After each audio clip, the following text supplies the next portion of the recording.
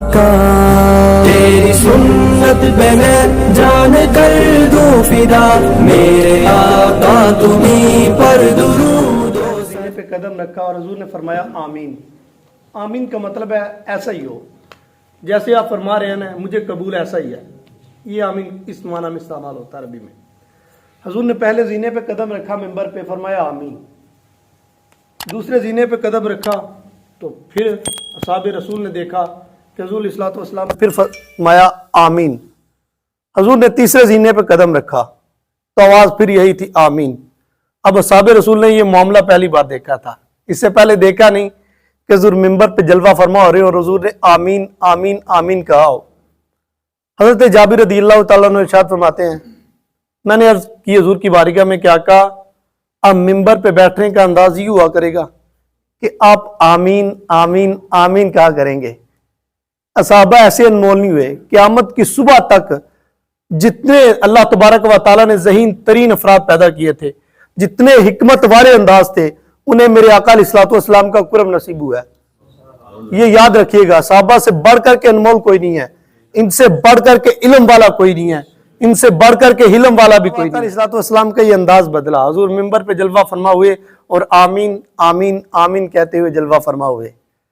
عرض کرنے والوں نے عرض کی تو حضور علیہ الصلوۃ والسلام نے جواب ارشاد فرمایا میں نے جب پہلے زینے پہ قدم رکھا نا تو حضرت جبریل امین علیہ الصلوۃ والسلام حاضر ہوئے اور مجھے کہنے لگے آقا آپ کا وہ امتی بڑا بدبخت ہے جس نے ماہ رمضان کا مبارک مہینہ پایا اور اس مہینے میں اپنی مغفرت نہ کروائی، وہ بڑا بدبخت شخص ہوگا۔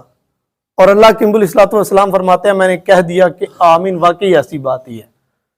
اور جب حضور فرما دیں، حضور کے فرمانے میں تو شک ہی کوئی نہیں نا یار، بات کسی مفسر کی ہو کسی محدث کی ہو، میں اور آپ انکار کر سکتے ہیں، میں اور آپ کہہ سکتے ہیں یار میری مرضی میں بات تسلیم نہیں کرتا، لیکن جب اللہ کے نبی علیہ الصلوۃ والسلام فرما دیں تو بات میں شک رہتا ہی کوئی نہیں ہے نا۔ حضور نے فرمایا آمین، واقعی ایسا ہے جو رمضان پائے اور اپنی مغفرت نہ کروائے۔ حضور دوسری بار آمین کی ارشاد فرمایا دوسری بار جبریل نے یہ کہا تھا کہ آقا علیہ الصلوۃ والسلام آپ کا وہ امتی بھی بڑا بدبخت ہے جس کو بڑھاپے میں اس کے دونوں والدین یا دونوں میں سے ایک ملے اور ان دونوں کی خدمت کر کے جنت میں داخلہ نہ لے سکے۔ ان والدین کی قدر کیا کرو یار، یہ تمہیں جنت کا مجدہ سنا کے چلے جاتے ہیں۔ ہم بوجھ سمجھتے ہوتے ہیں نا والدین کو، بڑھاپا آ گیا اب سمجھتا نہیں ہے، ہم بوجھ برڈن سمجھتے ہیں یار یہ بڑی آزمائش ہو جائے گی۔ پھر بعض تو میں نے دیکھا ہے دعا کرتے ہیں یا اللہ اب پردہ دے دے ان کو، لیکن وہ کتنا بدبخت ہوگا۔ میرے حضور فرماتے ہیں میں جو اپنے والدین کی خدمت کر کے تو اپنا جنت میں داخلہ نہ کروائے۔